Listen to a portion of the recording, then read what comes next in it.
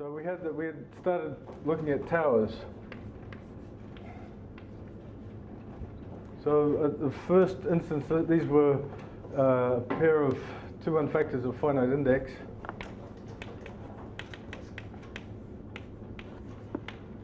So if my definitions of finite index and basic construction were a little bit inadequate, then Masaki has taken care of that by giving us a lot of detail about what these things are. And anyway, the idea is that one can do this basic construction and then iterate it. And one gets a whole tower of two unfactors. Perhaps one remark which is rather important, which Izumi covered yesterday. He showed us that, in fact, he even proved quite carefully that M1 is actually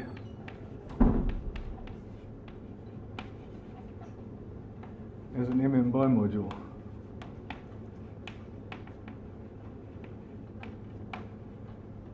M1 is actually the tensor product of M with itself over N as an MM bimodule, and this tensor product is purely algebraic. So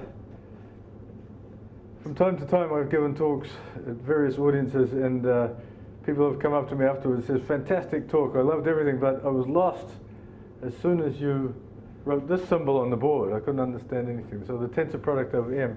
So let me tell you, just in case there's such people in here, what this symbol actually means. So it's actually equal to the ordinary vector space tensor product.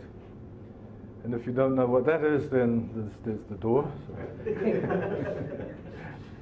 And then you quotient that by the linear span of all things of the form, let's see, M1n tensor M2 minus M1 tensor M2. So that's the definition of the algebraic tensor product of, well, in fact, it's a bimodule thing. All you need, in fact, it's a left module with a right module. That's all the structure you need to do this tensor product. And anyway, this isomorphism propagates in the tower so that M2 is nothing but M tensor n M tensor n M, and M3 is M, and so on.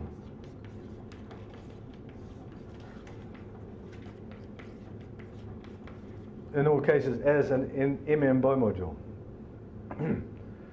Now, of course, the MM bimodule structure is all that's obvious in this tensor product, but we know, in fact, that it's an algebra. It has more structure than that, which we're going to take advantage of. All right, so the one thing that you'll perhaps notice immediately is that there's something wrong in terms of the numbering. M2 has 3 copies of M, okay, and M3 has 4 copies of M, and so on. So it should really be, the right way to number it would be to have M2 to call what we have called M1 to call it M2, okay. This is a sort of unfortunate accident of history. A lot of things weren't known when these things were first named, and but attempts have been made to change the convention, but the ancient convention seems to live on. There's lots and lots of good reasons why this numbering is wrong, but I guess we can live with it. All right, so enough said on the abstract. Now, we actually took advantage of this tower to construct our examples of subfactors by this device of a commuting squared. And you'll notice that I got the numbering right here.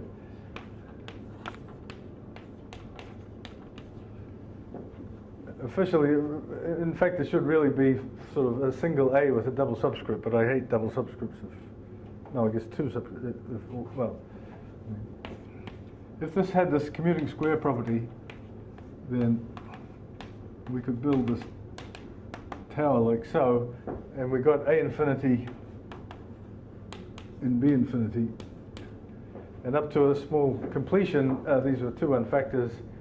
And one could calculate the index as the norm. This if this was finite dimensional inclusion, it's completely described by a matrix. This was this thing we spent a lot of time on yesterday, building up this graph, a bipartite graph, and the index B infinity, A infinity.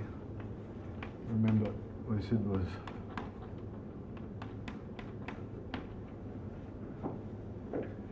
so someone asked me afterwards what happens if this is not a commuting square. Well, you may have trouble if it's not a commuting square. I guess you can always do the same thing. You just let AK throw in the next projection that you used in the basic construction. But I suspect that there would be an inequality and that the index would always be less than this index, less than or equal to this index. Don't quote me too much on that, but it's probably true. The commuting square condition forces the index to be as big as possible. This comes as a bit of a surprise. No, the principle of index is you do have an inequality. You immediately have an equality from the Pimsleur-Popper thing. Even if you don't have commuting square. There might be. You can't control the conditional expectation onto the subalgebra. No, but I'm saying you have an inequality for the principle of index. Well, with a limit for something that we well, let's stay away from that. Sorry, you were saying you have a sequence lambda n of inclusions, and the index. Take the limit of those. It probably is true, yeah, by the Pimsleur-Popper thing. Yeah. This thing is an output. Sorry? That inequality is an output. Oh, is it? Okay. Yeah. Then it must be It's right. like a case. That book's not quite as old as the Goodman Diller Johnston. Okay.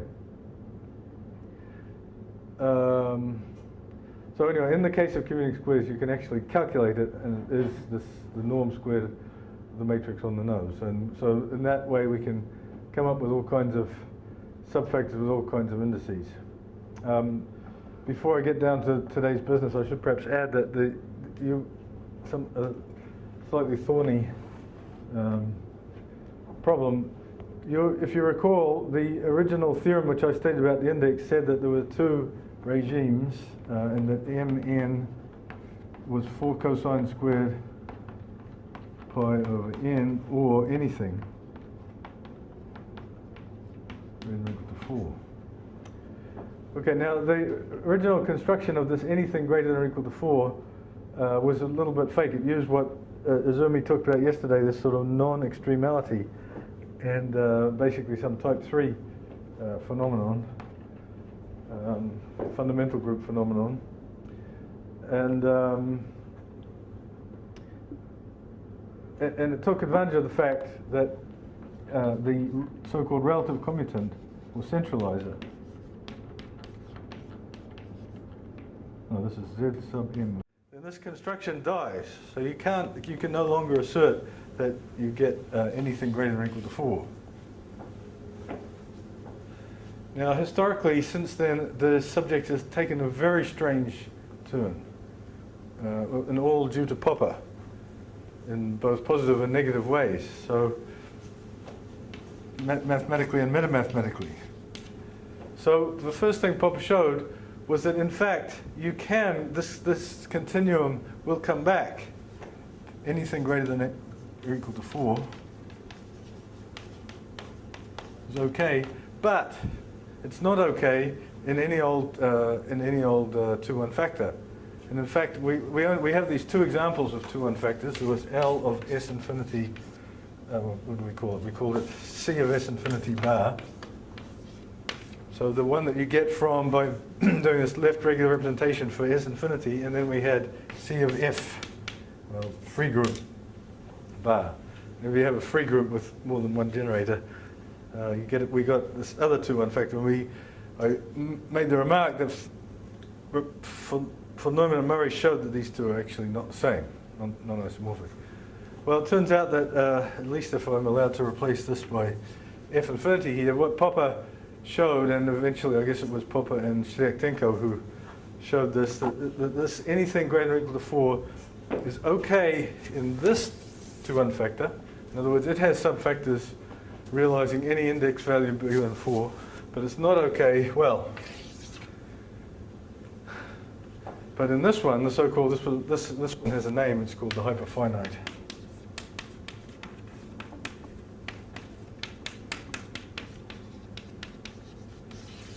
But in this one, the construction that realizes all of these values bigger than 4 does not work. Okay? So at the moment, it is an entirely open question as to what is the set of index values bigger than 4 of irreducible subfactors in the hyperfinite. So open. And it's one of the more important open questions in the subject. Index values of irreducible subfactors greater than or equal to 4 and C less infinity.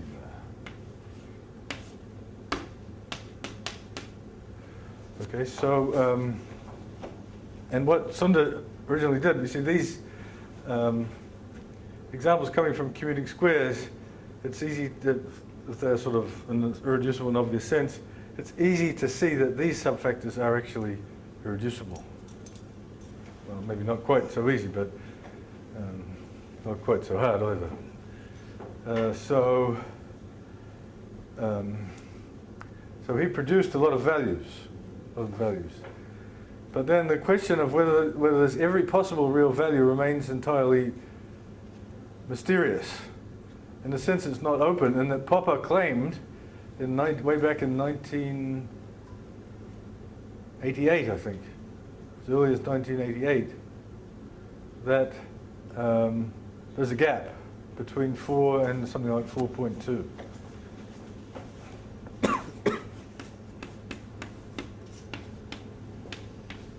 I forget the exact value. I think it's something like 4.2.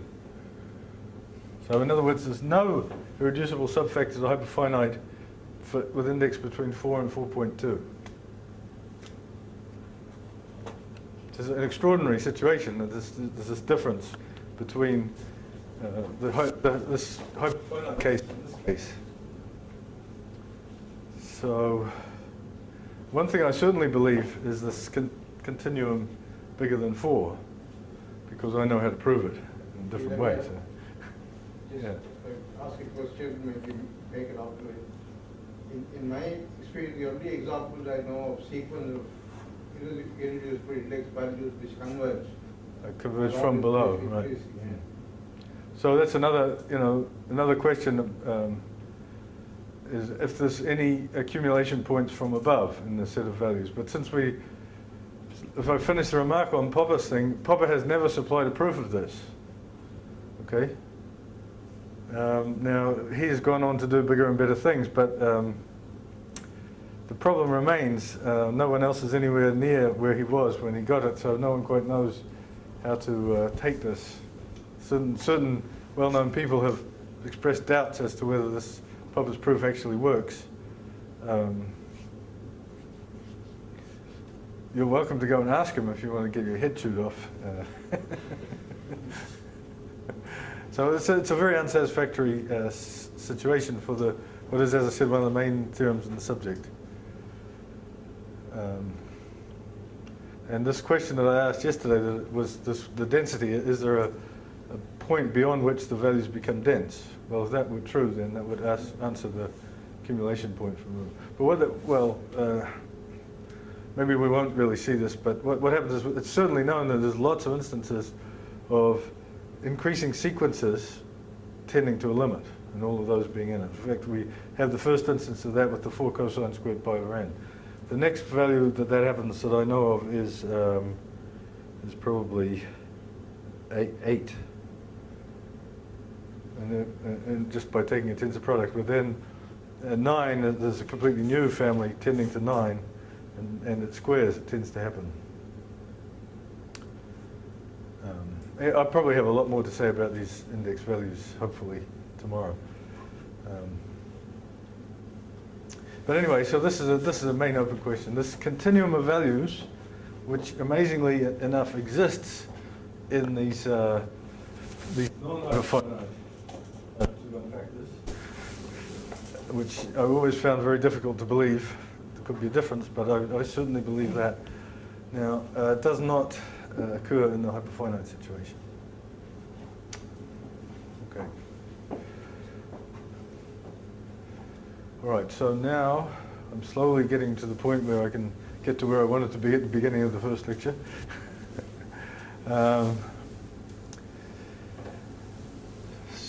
But now I have to return to this thing and define a new thing. What is, we really haven't yet got to the heart of the theory of subfactors. We've got this index, okay, and the index is a number and it's an invariant. Obviously, if you have two subfactors that are the same, then they have, that are, you know, same up to an automorphism of the big one, and they have the same index.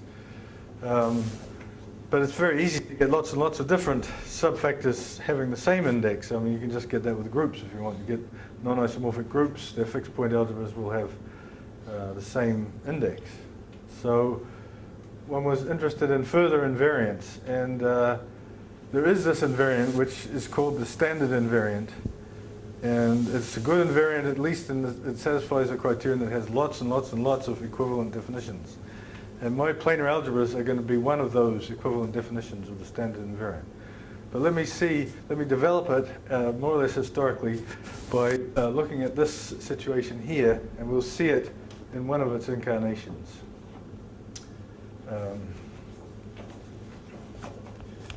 Right. So I need that, I don't need this.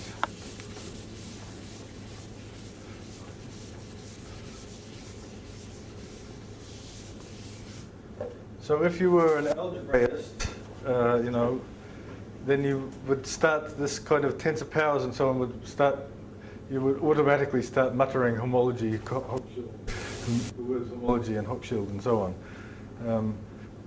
But if you're not, if you're more in the line of operator algebras, then that might not occur to you. So you might start to say, look, go back at this, to this picture and take it seriously as a tower of algebras, algebra being the main word there. So let me return to a comment that I made yesterday about a very bad feature, I mean, of this tower construction.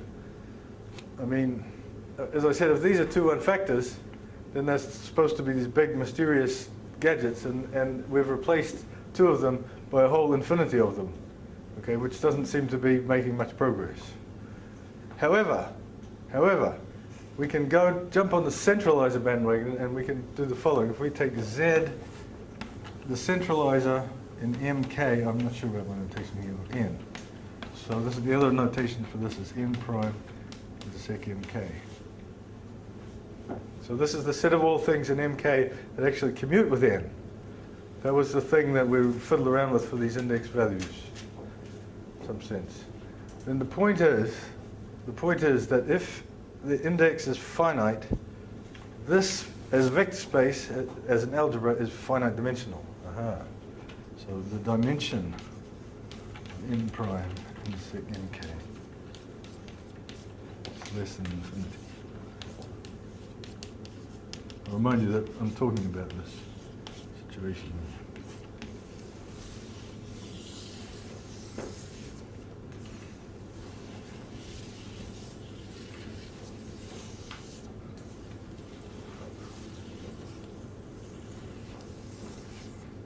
Another one, just to show how important I think this is. Fortunately, its proof is almost trivial. It's, you know, von Neumann could have done it instantly. It's not very difficult.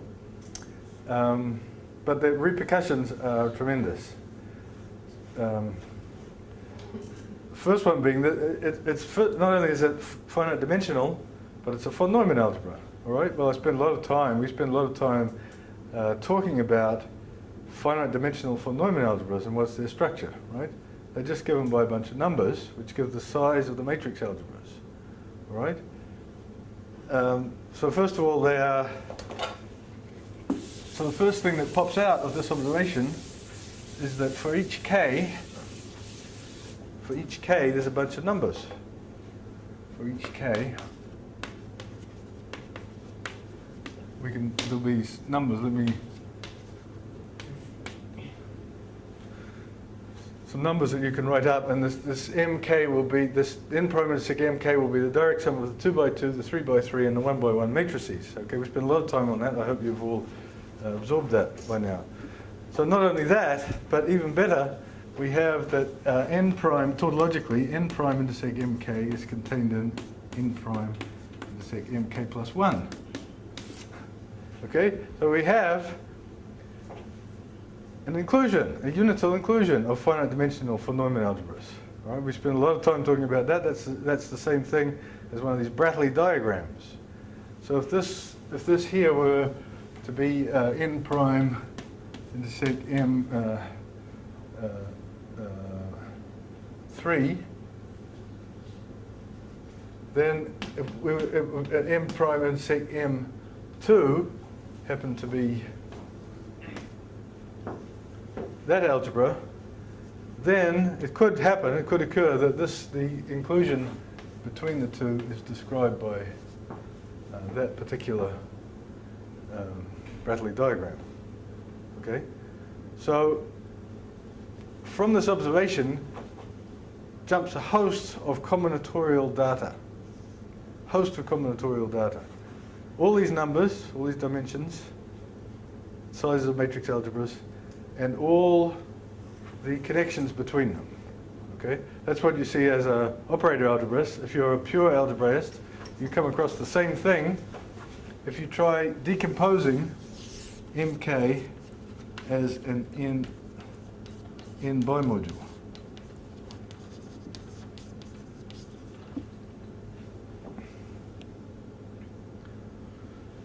But let me, just in the interest of getting there, I'll just suppress that for the time being anyway. So,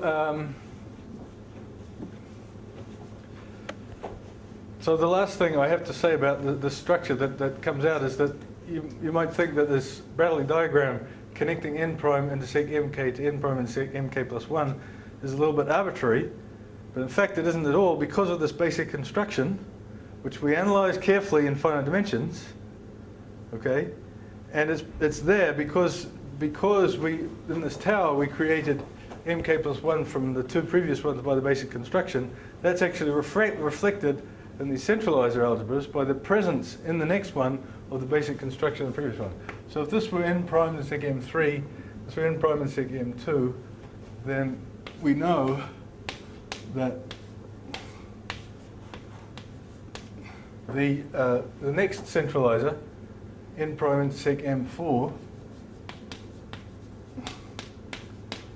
has to actually contain a basic construction, okay, which we know just reflect the graph. But because it's not, because there's a bit of sloppiness left around by taking the centralizer of n, there's a little bit more room, and you can actually get something else sticking out here. Okay. So the structure of the centralizer tower is rather special as Bradley diagrams go.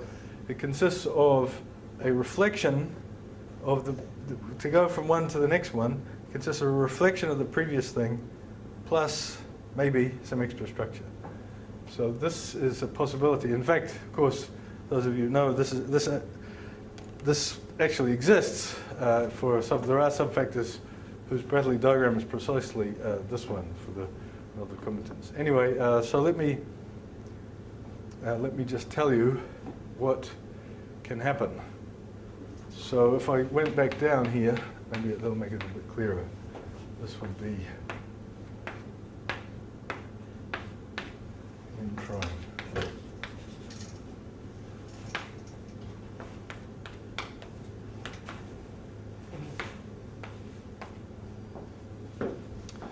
So this is the beginning of a tau that actually exists. In fact, there's lots and lots of subfactors for which the centralizer tau begins exactly like this.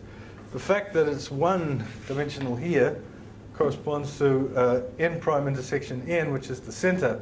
This is nothing but the center of n. And since we're dealing factors, that has to be one-dimensional.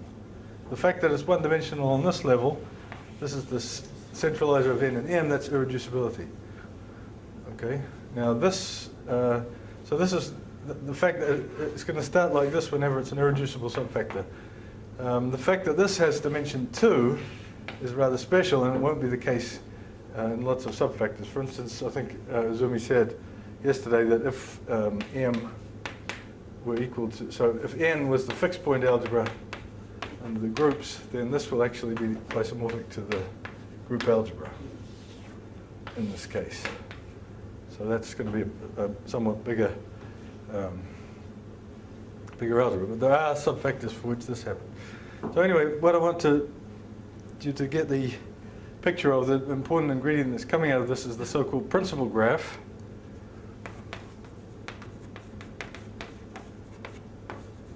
The principal graph, which is the backbone on which this Bradley diagram is built. You see, as I said, to go to the next step, you take a reflection of the previous step and you add some stuff. So let's have a look at this. We started off here. This one is the reflection of the previous one. Right, so we forget it. We only look at what actually is new here. So that's new. And then we go up here. Well, these two are just a reflection of these two. So they're going to just propagate. They're going to be there, not really new. But this one is new. Similarly up here, these ones are just the reflections of these ones. So this is new. And here, this is new. So in order to reconstruct the entire Bradley diagram, all we really need is this graph here, which may or may not continue. That's called the principal graph. So we just take the graph, which it's a pointed graph. First of all, because it starts from this one. It's a pointed graph, and to construct it, we just take the new stuff. We forget about the stuff that was a reflection. We take the new stuff, and the whole. So conversely, we can once we know the principal graph, we can reconstruct that. If you're an algebraist, you have what is probably a superior way of looking at it as a kind of induction restriction graph when we tensor by m, but it's a little bit complicated, so I'll stick with this one for the time being. So anyway, one way or another, we come up with this principal graph.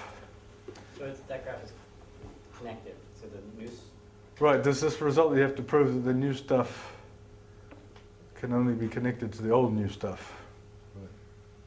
It's a good point that Jeff raises, that from what I've said, there's no particular reason why there couldn't be some new stuff up there and starting a whole new branch, but that doesn't happen because of the way the basic construction goes. Okay, so that's fantastic. We've got coming out of a subfactor, just a naked subfactor, all of a sudden has exploded this graph, this principal graph. Okay. And it tells us since we can reconstruct the whole Bradley diagram from the principal graph, it certainly tells us this interesting information, which is the dimension of mk, in parentheses mk. In fact, a moment's thought will convince you that the dimension of this is precisely the same as the number of loops based at this star, returning to star, of length something like 2k on the principal graph. So you can read it off quite directly from the principal graph. And morally, the norm of the principal graph, morally, the norm of the principal graph is equal to the index.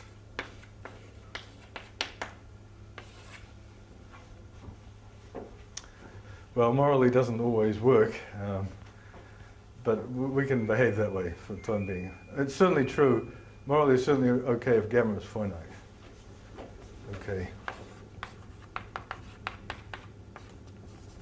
Gamma is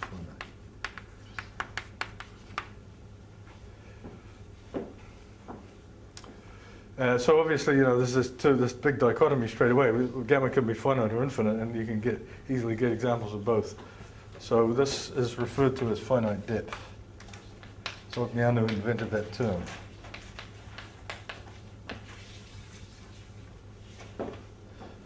So that what finite depth means in these terms is that, you know, this principal graph stops. So after a certain point, the entire Bradley diagram from then on is just determined by flipping and flopping backwards and forwards between, but using basic constructions. Okay, and the worlds of finite depth and infinite depth are sort of quite different in lots of ways, which I suppose you would expect. All right. So now I have it. I had to say what it was, and I gave a definition. Okay, there's lots of other definitions. And in fact, this is not the complete definition, but it's enough to get our hands dirty, very dirty, immediately. So the point is that it's obviously combinatorial in nature. So given a subfactor, it has this combinatorial invariant, which let's just say the principal graph. It's the principal graph. In particular, it has these dimensions. So the question is, how can you calculate it? So we come to a very interesting thing here. Suppose we had a commuting square, one of these guys. Then what's a commuting square? Well, the commuting squares we had, there's the Hadamard matrices and these bipermutation matrices and so on. Very combinatorial flavor. Okay, and lots of combinatorial objects you can take and then turn them into a commuting square. Okay? So you take this combinatorial object, you do this infinite construction, you get this infinite dimensional algebra and subalgebra on Hilbert space, and then you say, look at the invariance of that, and you get out a combinatorial structure coming out. Combinatorics in, combinatorics out. Okay? So this tempted me more than something like 25 years ago to suggest that one might initiate a study of what I call quantum combinatorics, where you would take combinatorial objects and feed them into this machine. You would say, give the commuting square and then try to calculate its invariance, its principal graph, at the very least the dimensions of these guys. Okay, so there you would be getting invariance, rather non-obvious invariance of combinatorial structures. So if you had, so you might hope to investigate things with non-group-like symmetry. That was the idea. If you know, there's this Rubik's cube, which is a group, but then there's these other versions which are not really groups. But you know, maybe you could use this quantum approach to understand them. So yes. Right, is there an obvious way to take a combinatorial object and create a commuting square? No. No, I mean, the hope was that there'll be lots of examples. One example is Hadamard matrix. Complex Hadamard matrix, commuting square, numbers which are all invariants of the Hadamard matrix. Okay? So for instance, as I said, there's 5 Hadamard matrices of size 16. Okay? Can you calculate their invariance? And do they distinguish the Hadamard matrices immediately, just as invariant, just as number? Okay? Well, the answer to the second question is certainly yes, you can distinguish them by these invariants. But the real problem is, and I call this sort of the greatest error that I ever made in my career, was spending many, many years trying to actually push this program through. Because you immediately come to a horrible, horrible problem, which is the computation of this number. I mean, we're going to see that the computation, the combinatorics in, to compute these dimensions is a perfectly finite problem. For if you fix k, if you fix how far up you want to know the stuff, it's just a simple linear algebra problem. It's the dimension of the rank of a matrix. Because that's easy, right? We all know that's easy. Unfortunately, although it's easy for a fixed k, as k increases, the size of the matrix is growing exponentially. And to actually hope to know it for all k, which is certainly what I would like to do, seems at the moment to be out of the question. In spite of many, many years of my life and the introduction of planar algebras, which is what we're going to come to in a second. All right, so the question is, how would you calculate the sky? How would you calculate it? At least its dimension. It's a good start, right? All right, so now we have to get back to this situation here. So we're going to start with this commuting square. And I'm going to, unfortunately at this stage, I can't really avoid putting in the 2 subscripts.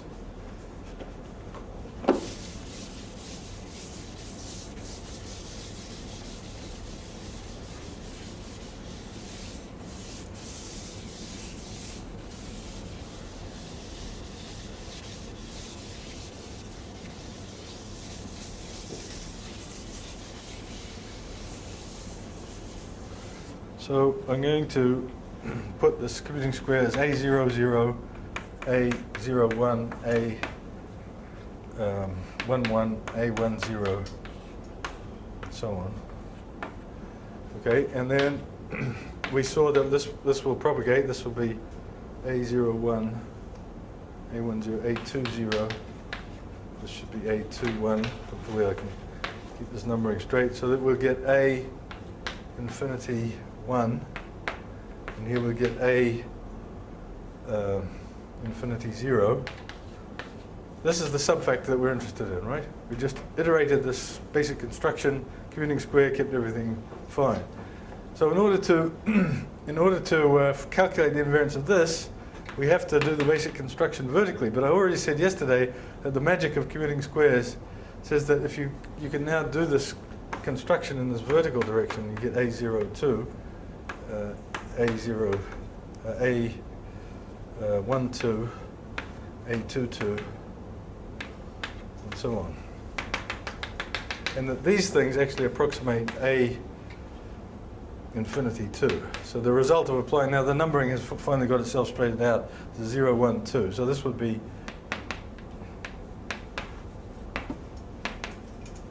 your M1 for this pair. If this was N, this is M, this is M1, and so on.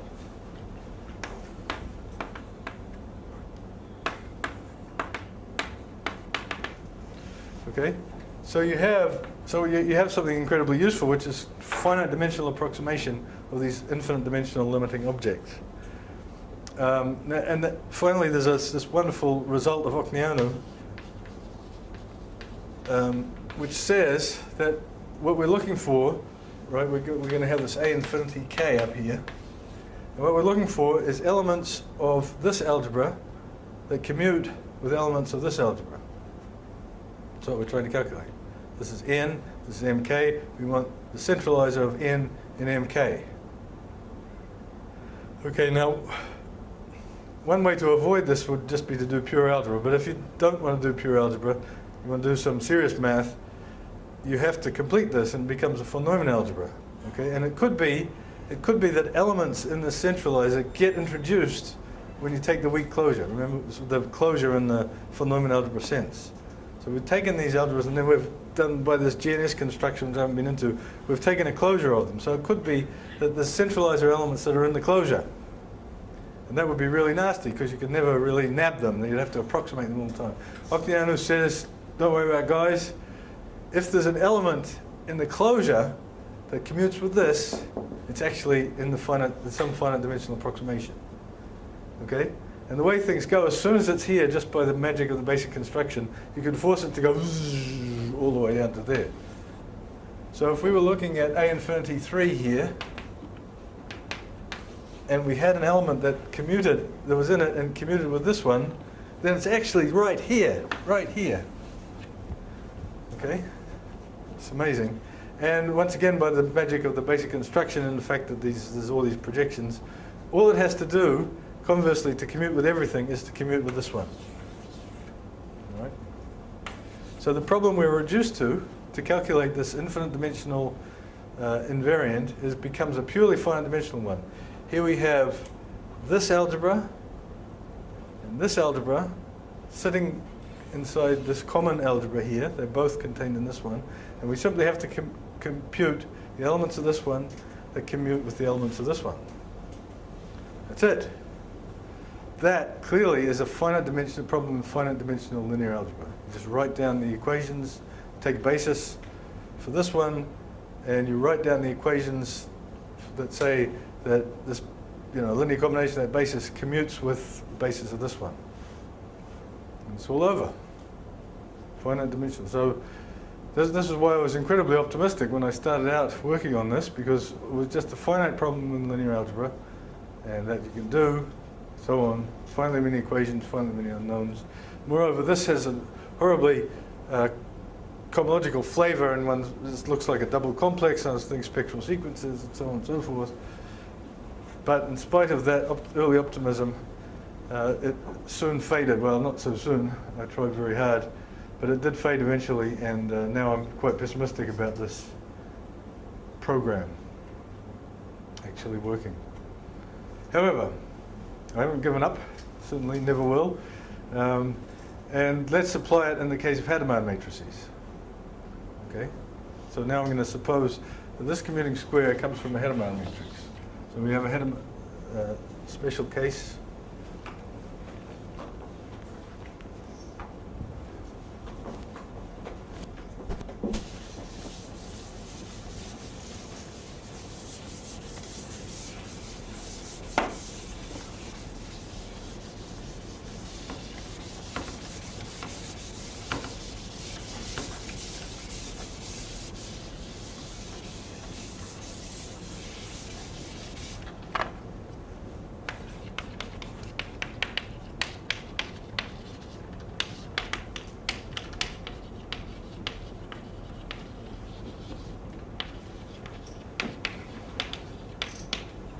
So this could be real or complex Hadamard matrices. Let me just do the real case to avoid remembering where you have to put the complex conjugates.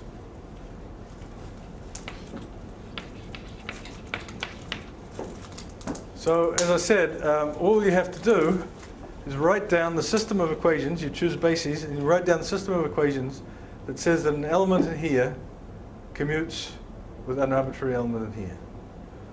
Okay, this is not magic at all. You just have to think about it and write down your bases. And instead of actually doing, I'm going to give you the answer. Right? It's an exercise that anyone, could do. Just sit down and do it for an hour or so. So first of all, we've got to give the only data that's going in. The input is the Hadamard matrix. Okay, so we have Hij, the Hadamard matrix.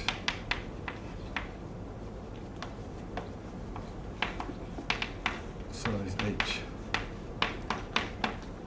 So it's an H by H matrix, capital H by capital H matrix, and it's so H is a multiple of 4, except for that first one. So here's the equations. Sigma. Let me cheat. Consult my notes.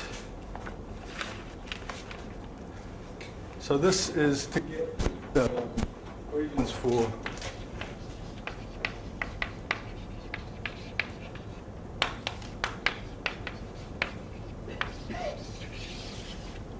actually it's almost certainly mk plus 1 or k minus 1. We'll come to that. So it's the sigma I1, I2 up to ik.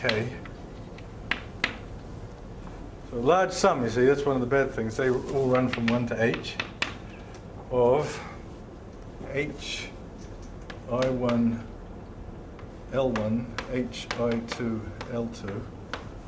It's going to look a bit nasty, I'm afraid. h I3, oops. I've got to be careful here because what you might be tempted to write down is not true.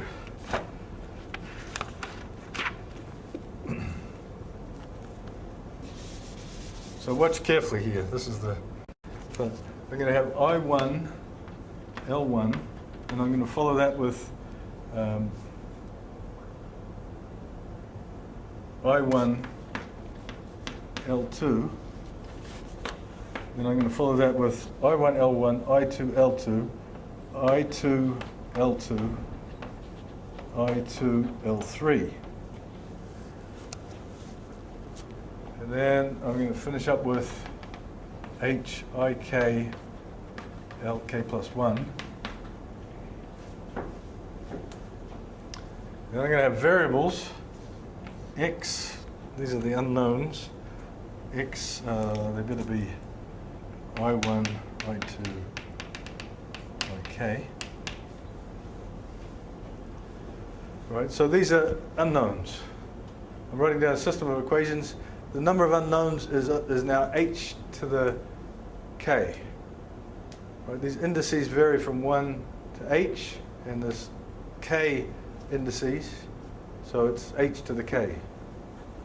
H times h, yeah, h to the k unknowns. So these are the unknowns.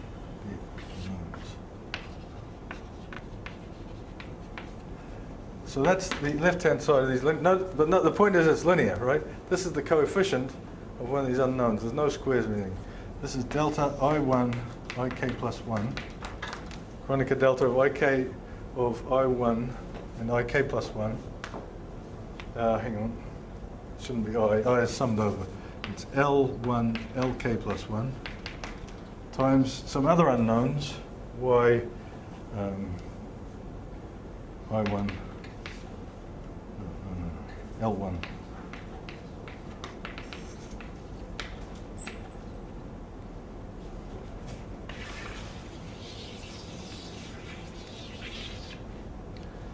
Okay, these are also unknowns.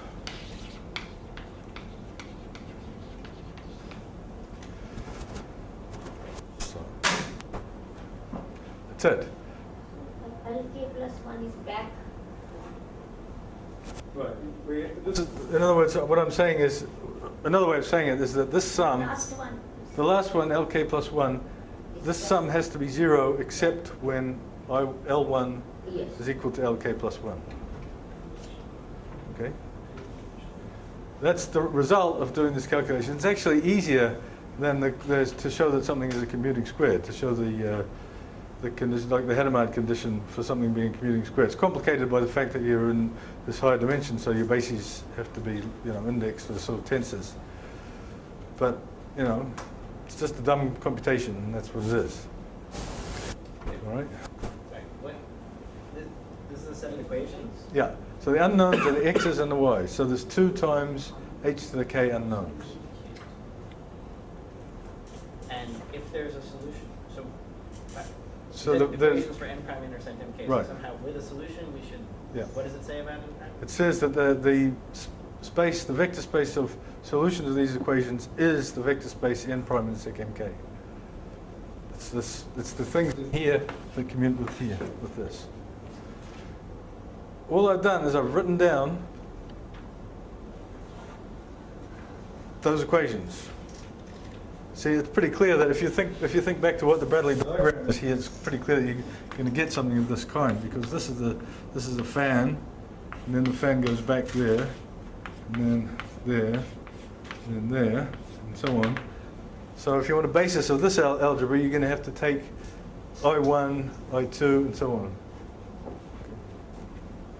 So that's what you end up with. So you end up with that system of equations. Okay? Which is sort of a bit of a mess, I mean, I don't deny it. I'm saying that it's easy to do, but I'm not saying that it's very cute. Okay, now what happened was, the interesting thing was, the next thing is we could try this same situation, but with a different kind of commuting square. Different kind of commuting square. For instance, Sunder's bipermutation, Sundar-Krishnan bipermutation matrices. And you get another system of equations which would look even worse. Okay, or you could take a different, more general commuting square, and you get an even worse system of equations. The point is, all of these equations have some similarities. And in fact, what I eventually realized was that there was a pictorial way to represent these equations, so that the actual details of interpreting the pictures would differ from commuting square to commuting square, but the underlying structure of the equations was exactly the same. So I'll tell you what that structure is in this equation here, this situation here.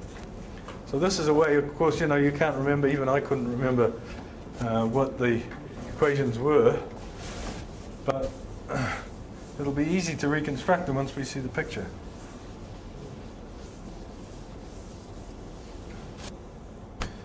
So here's the picture. K is going to be 3. This is going to be X. And this is going to be Y.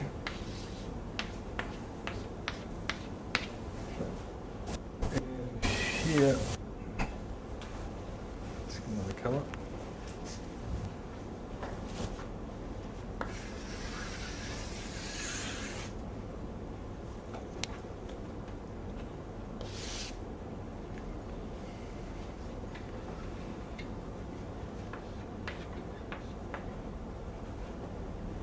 All right? So that's the structure in which all of these equations are going to, all going to have, no matter what commuting square you have, the way the equations is just built on the scaffolding somehow. So I've got to complete it a little bit for this. I'm going to put in a shading.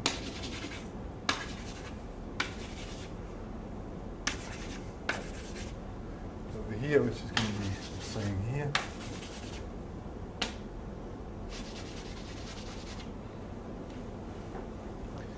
All right, now I'm going to tell you how from this picture I can get these equations. All right, so I'm going to put L1s, and there's going to be, I'm going to imagine somewhat as Zeph did when he gave his talk. He had his spin networks with sort of indices sitting on the edges, and then you summed over contracted edges. Well, I'm going to do something very similar, except my indices are going to sit in the shaded regions. So I'll have L1, L2, L3, and L4.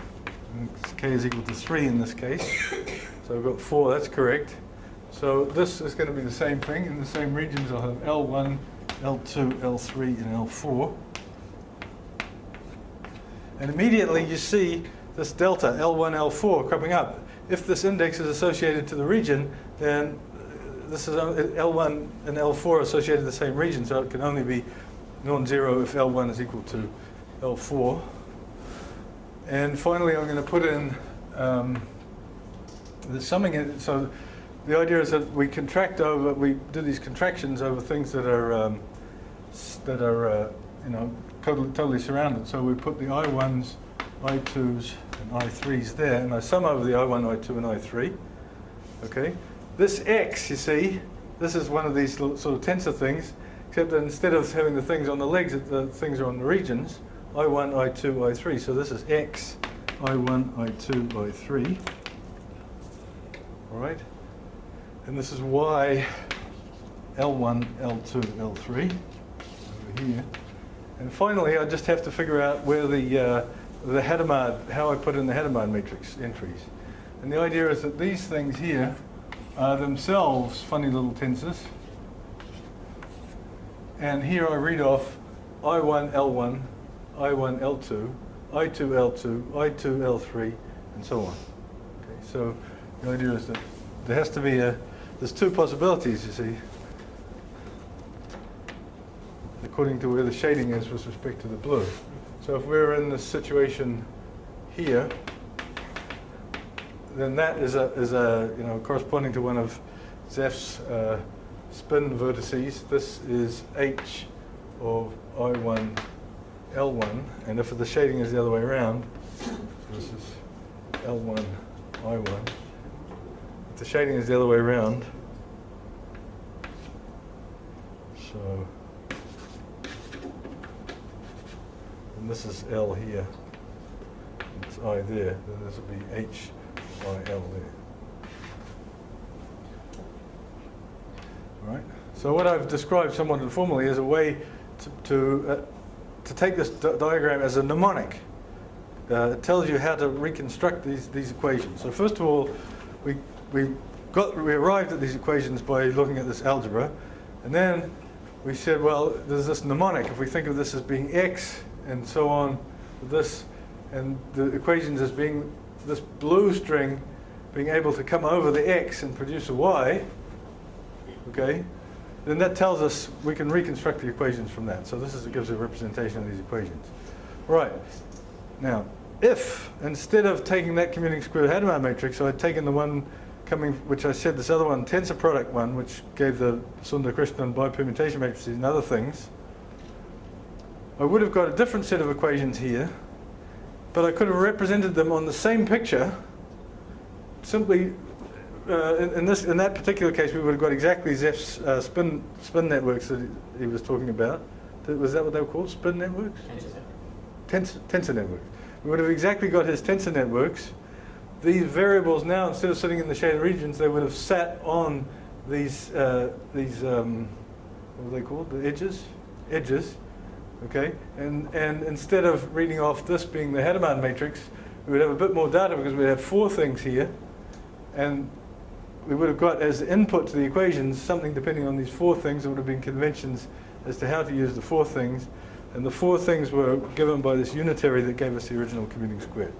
So the picture is that whatever the commuting square is, there's something to be put at these local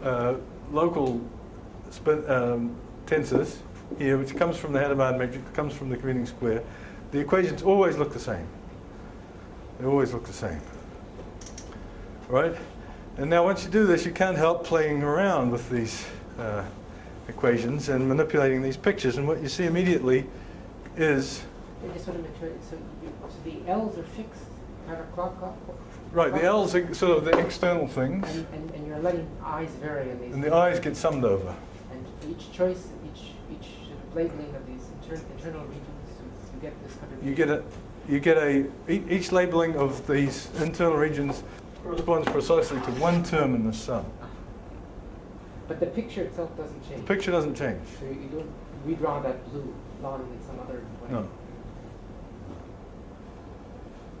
So the first observation that you make when you've got this, the pre-observation, which is highly important, is of course that the commuting square property itself, the Hadamard property in this case, is completely translated by the following picture with the conventions that this equals maybe a little multiplicative constant here, we won't worry about that. That this diagram is equal to this one with all possible shading. So there's actually two forms of this. There's this shading and there's this shading.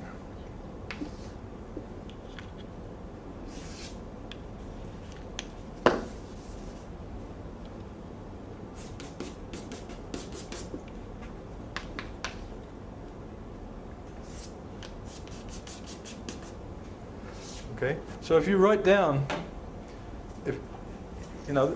we know from the conventions about summing over totally enclosed regions, there will be no sum in this one, and there will be a sum in this one. If you write down these equations for the HIK, you'll get immediately the Hadamard conditions. Okay, so Hadamard matrix, or in general, a commuting square property, is exactly equivalent to the equality of these two pictures. With these two, this equals this, and this equals this. Right, so now we've translated everything into pictures somehow. We can forget about the equations, the details of the equations altogether, and we can just say, well, they're going to be represented by these pictures, and in these pictures I'm free to do these manipulations. Okay, locally I'm perfectly free to do these so-called type 2 Reidemeister moves anywhere that I see fit. So for instance, I could convert this equation into another equivalent version by doing the following. But this one by the Reidemeister moves, this one would pull through these two and end up maybe for k equals 2, this one maybe for k equals 8, and then there might be another one here, x3 for k equals this, and then I can join these up and leave some boundary, if these ones going to the boundary, just as Zeph was doing in his tensor networks. And then I've got a new thing with all of these edges around it. You see that now we start to want to actually put an outside boundary around the whole thing and close it. Close it all. Okay. And the sort of result of all this is that if I have solutions x1, x2, and x3, say of these equations, and I combine them in such a planar picture, then I get another solution. So that's the proposition, and it's obvious to prove. All I have to do is prove that the blue line, that if I have a blue line, that it will sweep right through and produce some y's. Well, how do I do that? Well, I take this blue line, I bring it in, I sweep it by the x, it's allowed to do that, then I sweep it by the x2, it's allowed to do that, and then sweep it past the x3, and it's allowed to do that, and it can sweep through the whole thing. All that's going to happen is every now and again it might have to meet one of these things, and it can do that by the Hadamard property, by the commuting square property. And when it sweeps by one of them, the x's change. Sorry? When it sweeps by One of the x's, it produces a y. Produces a y, and all the shadings get reversed. So the theorem is that I'm going to define the object necessary to state the theorem. The theorem now is that the solutions of these equations form what's called a planar algebra. Okay? And this is how I was led to this notion of planar algebra. This is exactly the historical path that led me there, was this reasoning. And the reason I wanted to do it was that these were the obvious symmetries of the equations. This was the structure which would allow me, I hoped, to actually solve these equations for all k in lots and lots of cases. Okay? So you can combine the solution, and you know, this diagram in calculus proved so powerful that I was starting to prove theorems about subfactors, but they were only true for subfactors that arose in this way. Okay, from a commuting square. So I began to suspect that maybe the pictures were somehow more universal than just these equations, and in fact the result was that I managed to axiomatize subfactors, you know, themselves to a certain extent just by the pictures. But that was years later in the game, by result of pop-up. Originally this was what planar algebras were, and they were for this specific purpose of solving these damned equations. Now, X years later, I still think that this is the right approach. And the most powerful tool is going to be these nonlinear structure. The fact that you can combine these things in nonlinear ways. But then you get into a whole very difficult world of nonlinear algebra, you know, algebraic geometry, but it's real algebraic geometry, and it seems to be very hard to make progress on that, even with computers. Okay, that is the result of, this is the origin of planar algebras for me. It's very, very concrete, very utilitarian object. It was never intended as some kind of categorical language or anything like that. It was intended as a tool to solve equations. Okay, so let me say briefly what this situation is for the Hadamard matrices. Having developed all this technology and so on and so forth, and applied it as much as possible to Hadamard matrices, real Hadamard matrices. This is the truly abysmal situation, our ignorance. This shows our incredible ignorance. So, first of all, you know, it's not all that bad. I can actually do it in some cases. So, in the 2 to the n by 2 to the n Hadamard matrices, there's the standard one where you take our 2 by 2 matrix, 1, 1, minus 1, blah, blah, blah, and then you take the tensor powers of that. That one we can completely solve. We don't need the planar algebra technology at all. It's just a group theoretic thing. It's very simple. We know the answer. And the answer is something like the dimension of n prime intersect mk is 2 to the probably k minus 1 at a guess. Some version of 2k. Okay. That was easy. Now, so the size of the Hadamard matrices were 1, 2, 4. So this case is taken care of. Turns out that this case is taken care of. Then 8, that's 2 to the k, so that's taken care of. 12 is the first one. Okay? For 12, we know unbelievably little. Okay? It's just appalling. This is not, you know, 12 is not a huge number, but unfortunately 12 to the n grows rather quickly. So what I know for sure is that the dimension of n prime intersect m2 is 2. The dimension of n prime intersect m3 is 5. The dimension of n prime intersect m4 is 14. And the dimension of n prime intersect m5 is 42. So are you saying that the dimensions are independent of the Hadamard matrix? No, not at all. You want the size of the Hadamard matrix? Yeah. In 12 you have more. Oh, sorry, I'm sorry. At 12 there was only one Hadamard matrix. Real Hadamard matrix. There's only one. Well, in 16, 16 is more. But in 12 there's only one. And this is what we know. No, but can these numbers be different for different Hadamard We'll see that, we'll see that. But for 12, there is only one Hadamard matrix. So there's only one set of numbers. All right. So let's go on to 16. So I don't know it any higher than this. Even getting to this n prime intersect m5 took not just computers but clever manipulation of these equations.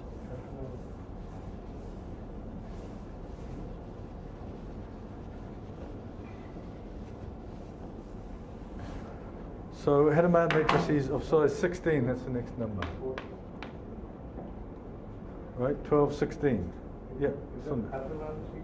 Yeah, this is the Catalan sequence. So In general, or you only know it up to 5? I only know it up to 5. It's open as to whether it's the principal graph is A infinity. It's open as to whether it's finite depth or not. It's tragic. It's absolutely awful. Especially because there's some very nice ways to construct this Hadamard matrix using the fact that 12 is 11 plus 1. And but that information was all used in getting up to this dimension.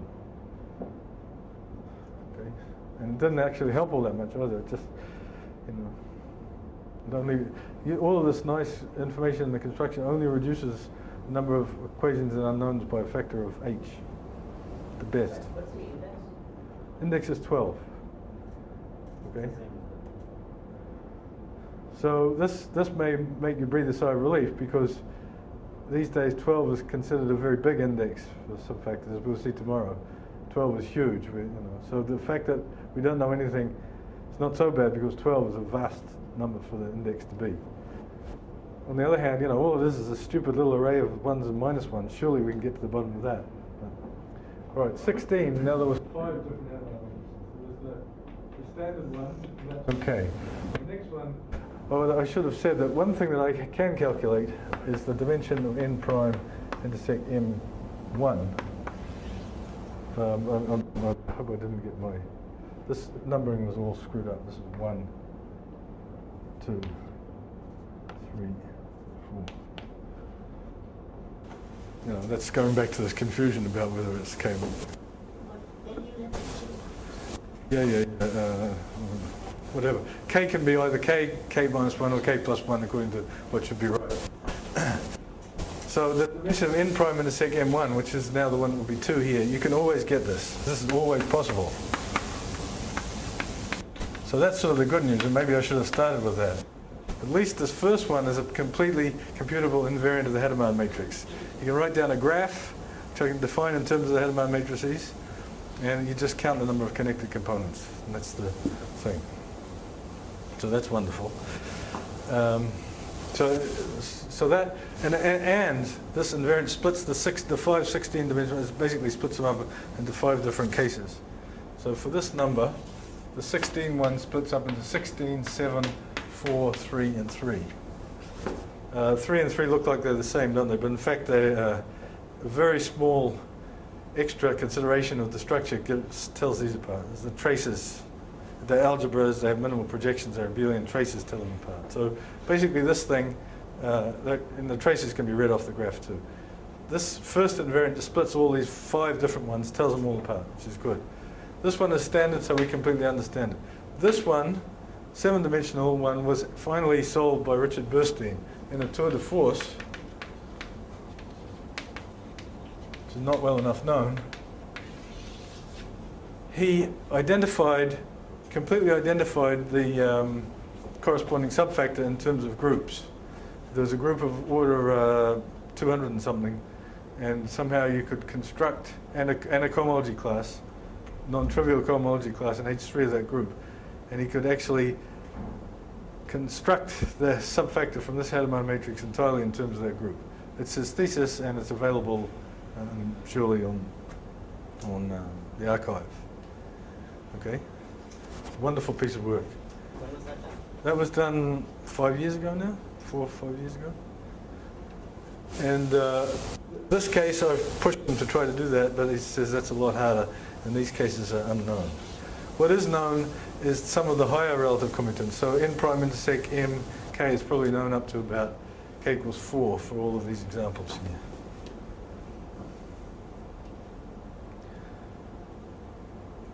For the 20 by 20 Hadamard matrices, I don't know, but I got a list of 32 by 32 of them, and I went and calculated these dimensions, these numbers for all of them, and it was interesting. There was lots and lots of different numbers. It wasn't complete, but there's lots of 32 by 32 Hadamard matrices. But it was possible to get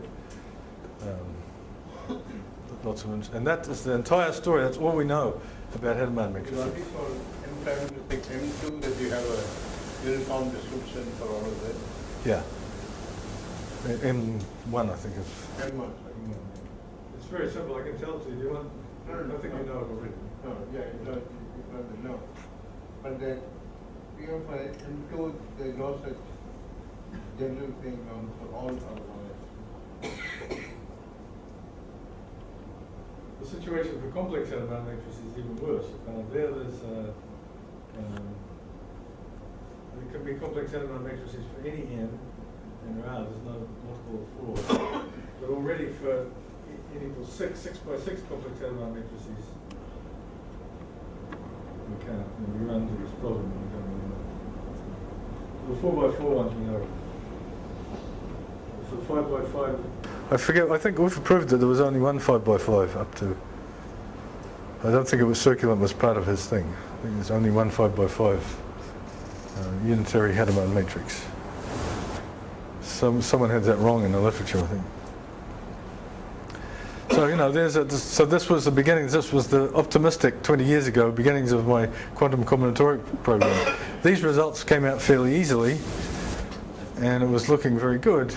But then all of a sudden it just hit this brick wall, this computational brick wall. And the only real breakthrough since then has been Richard Burstein, who solved this case completely. So he knows what the n prime and sig mk are for all k. Great. Similarly, there's these Sundakrishnan ones, which a certain amount is known. But I don't remember, offhand I can't remember the details of what exactly you guys know. But I think ultimately it's fairly similar. You've got a list, and you can do the small cases, and then the big cases you just completely dead in the water by the exponential difficulty.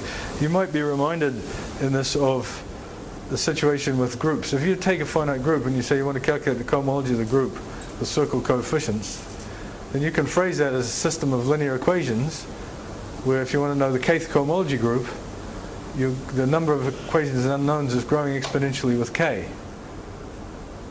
But there it's known that it's a polynomial time thing, it's a function of k. So, difference. Right, so now finally, I've got to the beginning of the first lecture. Right? We're there, now we're starting. So, I want to define planar algebra. So in other words, what I want to do is, I've been drawing these pictures already. I want to give you the abstract, all of the essential properties of the pictures, which come out of these, which came from all these examples just by varying the commuting square. You always ended up with the same pictures. And I want to axiomatize the whole structure, and that will have lots of advantages.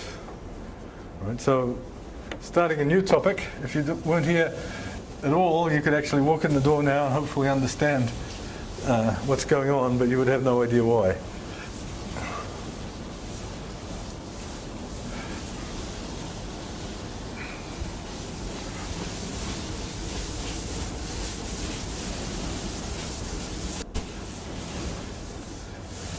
Okay, so here we go, new topic, planar algebras.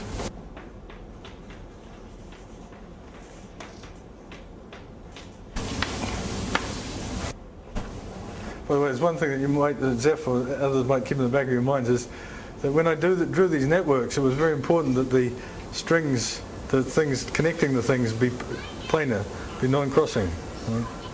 Whereas in Zeph's networks, you could connect them arbitrarily. You might wonder about why we're going to be restricting to planar systems and what that might introduce into the theory, as opposed to possible contraction systems. All right, so anyway, the basic ingredient of a planar algebra is what I call a planar tangle.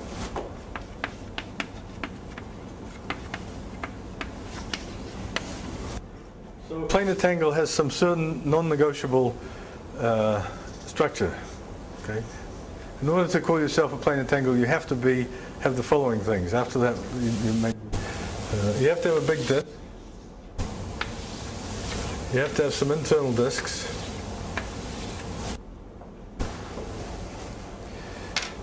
The internal disks have to be connected among themselves or to themselves by curves, which are called strings, and aspects also So red and blue, that's a string and not a disk. So there's 1, 2, 3 internal disks and a bunch of strings and an external disk. The strings go around Sorry, the strings are the blue ones. the blue ones go around. The blue ones can certainly go around the internal disk if they have a chance. Remember, they have to be planar. So in order for that to happen, you're going to have some situation like this. Okay, this is non-negotiable. Planar tangle has to have this, and also has to have some other data at each of the disks, including the external one. The strings divide the external points where the strings meet the disk, divide the disk, the boundary of the disk into intervals. And for each of those intervals, I'm going to choose one of them, which I'm going to mark by a dollar sign. The choice of the dollar sign is new. So this dollar sign means that this is the marked interval. This is the marked interval. This is the marked interval. That's the marked interval. Okay? Those are the non-negotiable ingredients. That's all. So this is the most general form I'm going to omit for a planar tangle.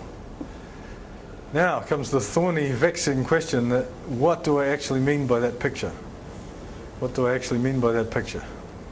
What I mean is I mean that picture as a subset of the complex numbers, or the real R2. So these curves, these disks, they're smooth disks, they're not necessarily, they might be like that.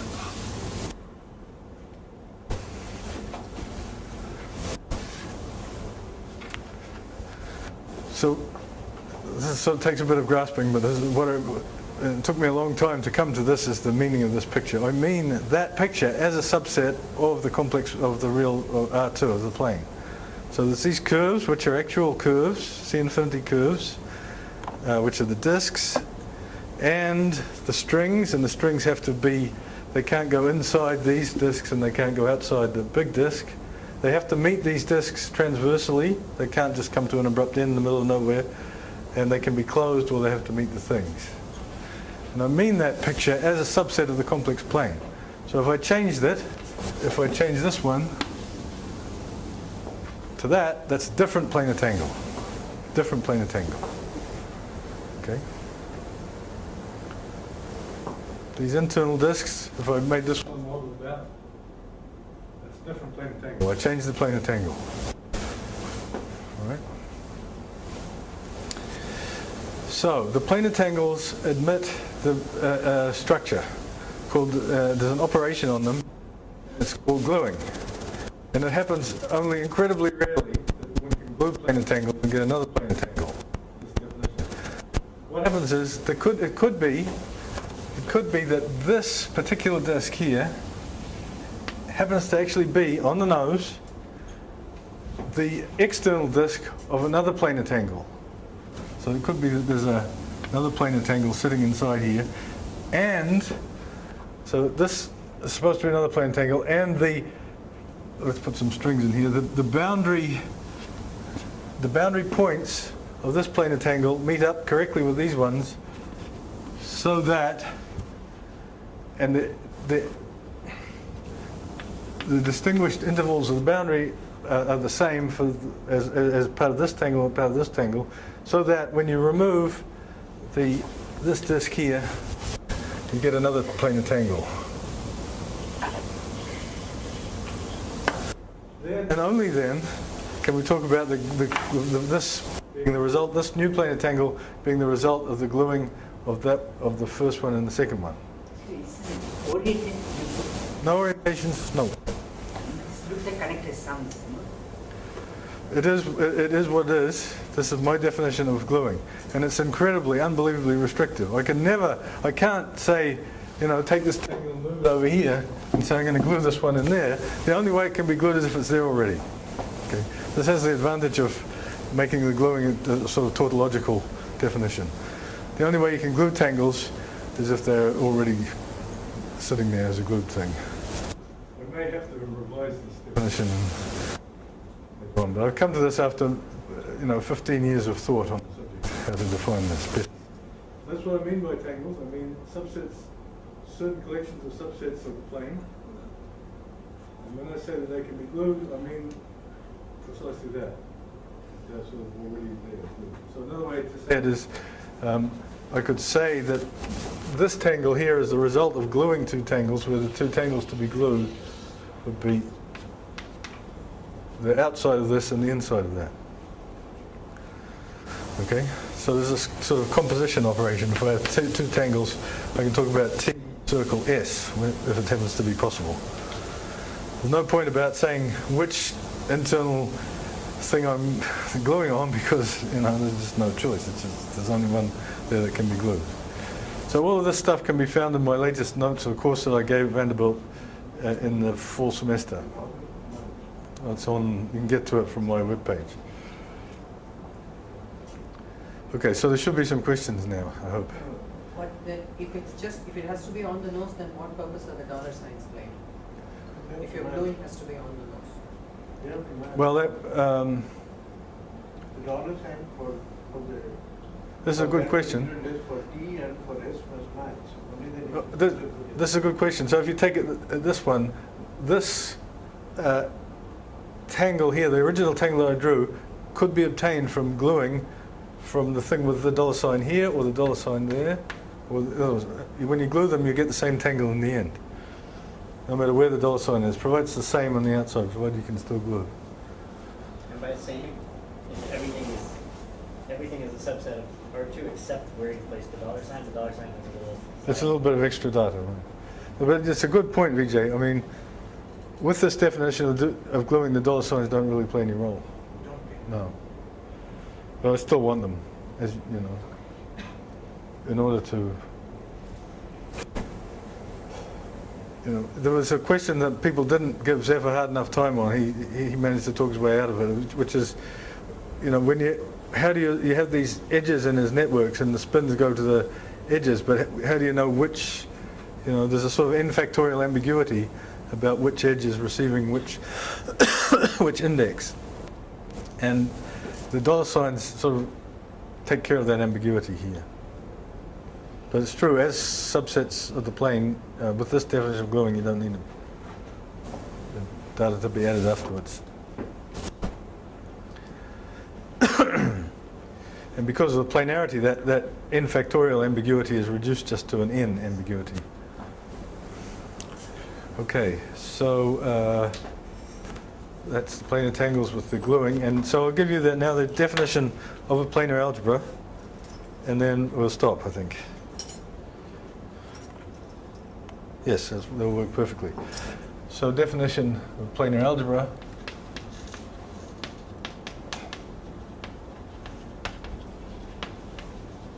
So this is, in this generality, is simply a graded vector space P, which is pk. So we can put P there, which is pk. So that's the gradient k equals 0. Plus an action of the tangles. And what do I mean by that? What I mean is, if ever I have a tangle, let's get a slightly simple one, and I have elements, so the k is supposed to correspond to the number of boundary points.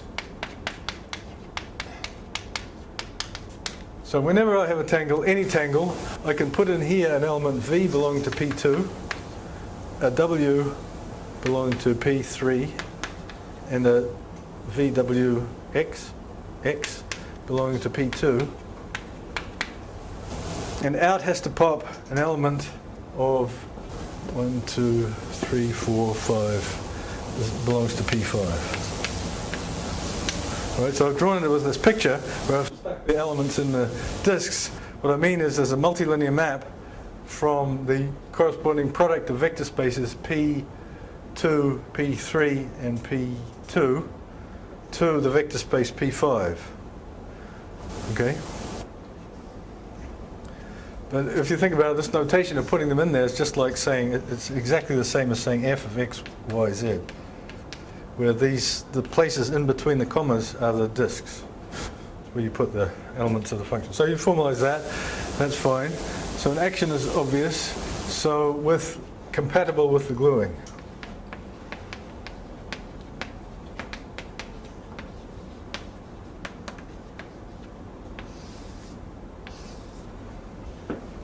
So maybe I should say a few more words, because it's maybe not be obvious to everyone how I've taken care of this ambiguity about where the indices go.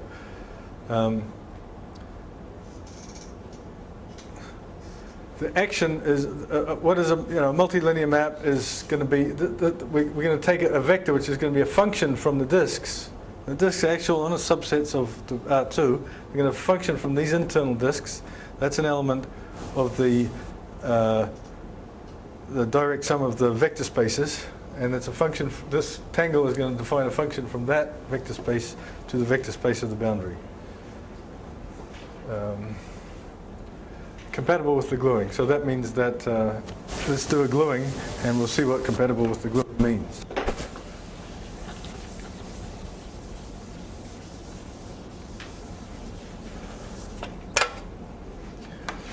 So let's start off with a fresh disk with some strings in here. And suppose that we think of this as being the result of a gluing. Okay?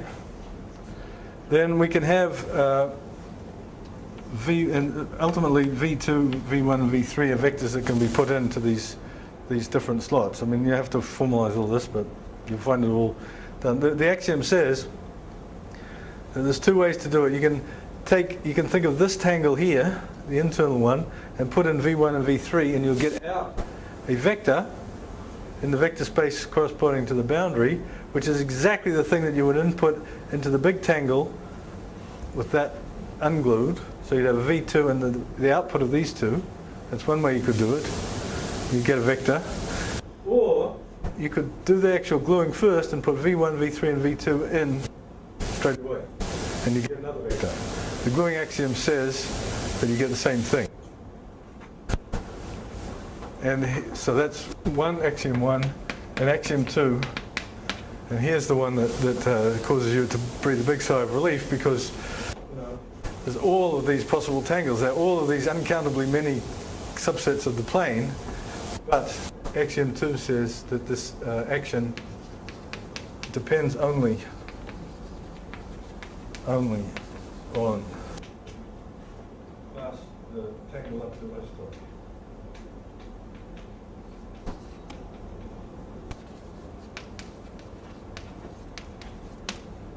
So there's the complete action, so we're planar over it. So in other words, although, if I do a little deformation of this tangle, although I get a different tangle, I could move this one around and screw this one up, I could make that one bigger, I could do all these things that I might not have wanted to do. They would give you different tangles, but the axiom says they act the same way. Okay. So you could re-axiomatize the whole thing with the tangles being isotopy classes of tangles, but then gluing becomes a nuisance, and there's subtleties if you do it that way rather than this way. And the nuisance or subtleties is about identifying who the rings are? Or? Yeah, I mean, it becomes more obvious if you take this tangle here with no strings at all. You can do an isotopy of that so that this disk becomes that one. So what does it mean? You have to think about that. You want to sort of have kept track of which one is which one. But with this definition, there's absolutely no question. This tangle is this tangle. It's this subset and this subset. So if I wanted to define a multiplication, or even with strings,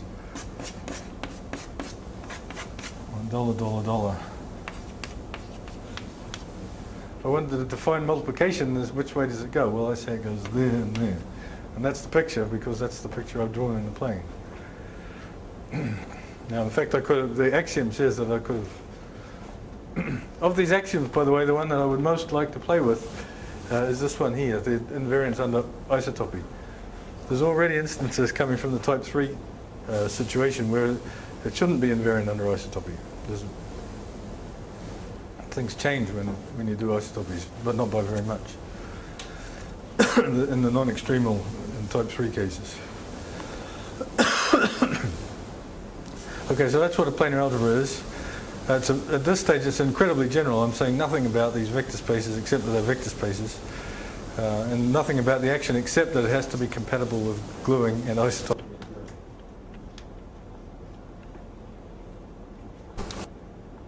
Okay, hopefully there's some questions on that. I assure you that 15 years of working with this different.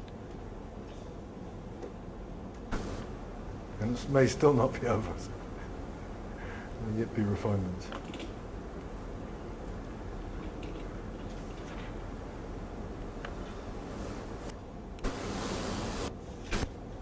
And you don't make the non-degeneracy condition? Well, okay, so what I've defined is the most general thing that I'm prepared to admit at this stage that I'm prepared to call a planar algebra. Okay? Tomorrow we're going to start to put more conditions on the tangles. You remember there was a shading that came up in the subfactoring. We're going to put that in, and we're going to put that in. And then we're going to put in about 4 extra conditions. And the theorem is that a planar algebra with conditions 1, 2, 3, 4 is exactly the same thing as the standard invariant of a subfactor. So we'll get the notion of a subfactor planar algebra. But you know, all of these other planar algebras, I've been sort of cheating on myself by saying that I was led to this only by subfactors. There was also knot theory and statistical mechanics, which were all inputs into this notion. You know, I've been drawing these planar tangles in a certain specific way, but if I'd drawn them, you know, in this way,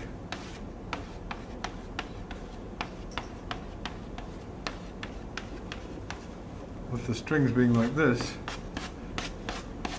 then you might have a completely different idea of what I'm actually talking about.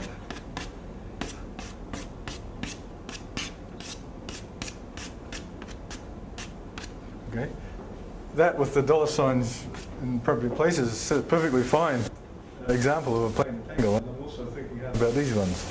Just that these little simple ones seem like a good place to start.